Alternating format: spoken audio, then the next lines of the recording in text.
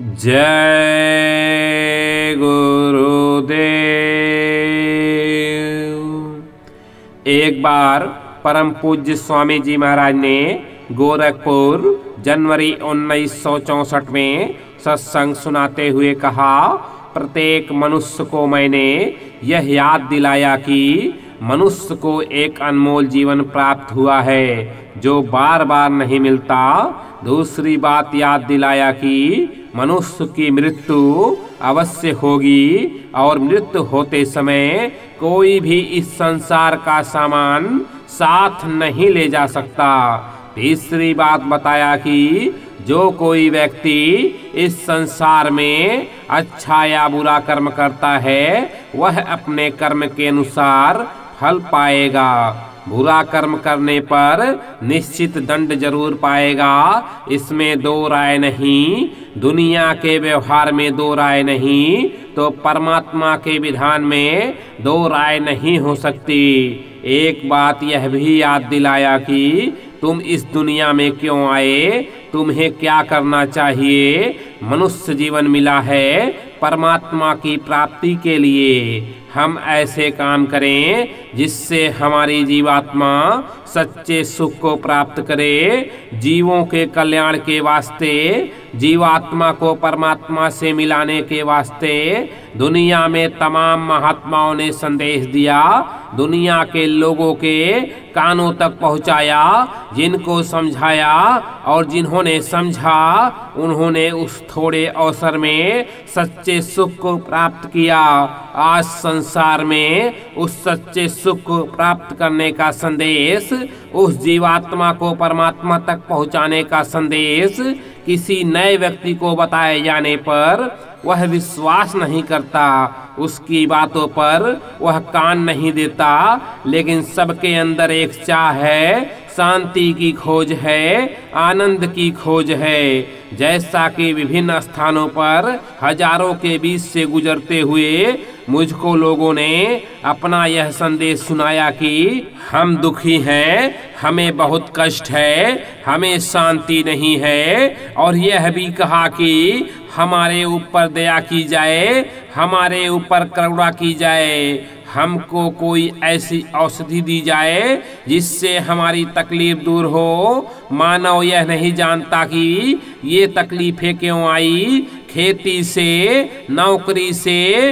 व्यवसाय से आज मानो दुखी हृदय हो गया है। कारण इसका क्या रहा, हमारे बीच से एक वस्तु खो गई। मैंने इसकी अच्छी तरह से खोज की और वास्तविक अनुभव किया। आपने देखा होगा एक वस्तु में पराज्ञान होने पर, बुद्धि जागने पर, कृपा दृष्टि के आने पर कुछ दिखाई देता है। आज उसकी नितांत आवश्यकता है प्रेम की। आज वह प्रेम नाम की वस्तु, वह प्रेम नाम धन, वह प्रेम नाम का रत्न सारे मनुष्यों से अलग कर दी गई है। इसके बाद सारे मनुष्य जानवरों की बुद्धि रखने लगे। जैसा आया खाना खाए, जानवरों जैसे रहन सहन अपना लिए। केवल प्रेम के न रहने पर यह तमाशा आज दिखाई दे रहा है।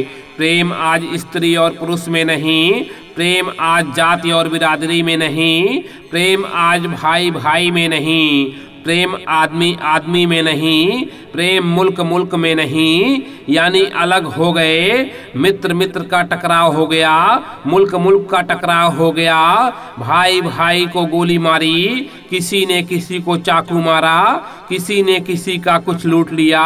यह वातावरण हमारी आंखों के सामने है। यह सारे देश में केवल प्रेम के न रहने की वजह से हो रहा है।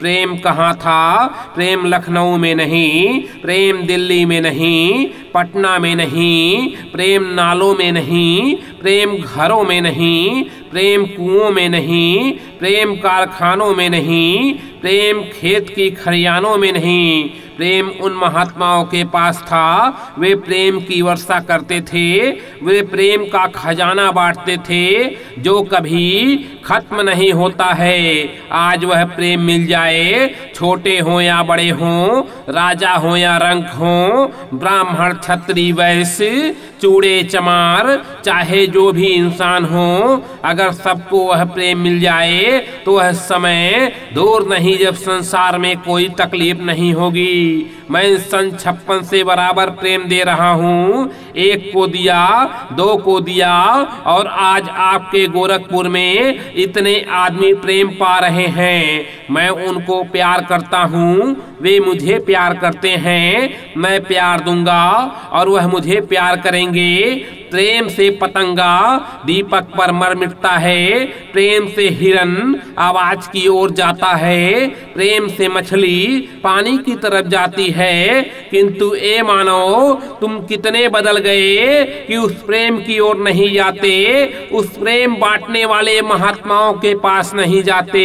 आज विषता की चारों तरफ दिख रही है, किसी को लूट लेने की विषता, मार देने की विषता, खेती छीन लेने की विषता, आदि आदि अनेकों विषताएं सामने हैं। यानी विषता का अवतार हो गया है।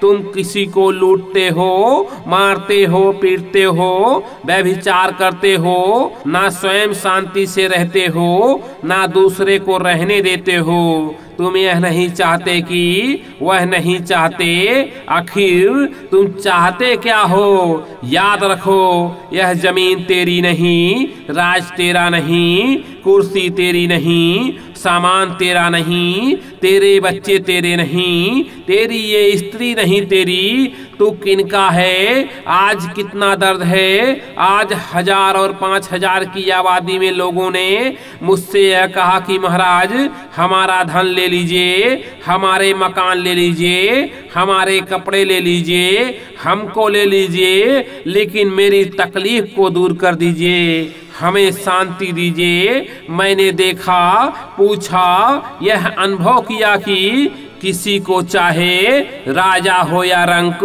हरिजन जो भी हो, हिंदू मुसलमान हो, सिख हो, ईसाई हो, जैन हो, फारसी हो, किसी को भी चैन नहीं है। यह सब उस प्रेम के जाने के कारण हो गया।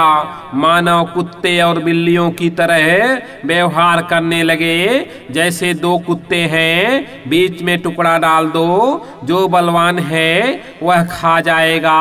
अगर दो टुकड़े दोनों के लिए डालते हो तो यह देख लो, बलवान कुत्ता कमजोर पर झपटेगा, न स्वयं खाएगा न उसको खाने देगा, दोनों टकरा जाएंगे। यही हाल आज तुम्हारा है। मैं जानता हूँ सभी आनंद की खोज में है। कोई स्त्री में आनंद खोजता है, कोई पुत्र में, कोई साथी और संबंधी में, कोई घर में, कोई राजपाट में, कोई किताबों में। यानी अनंत सबकी खोज एक आनंद की है। चाहे हिंदू, चाहे मुसलमान, सिख, ईसाई, जैन, फारसी, कोई भी हो। जय गुरुदेव।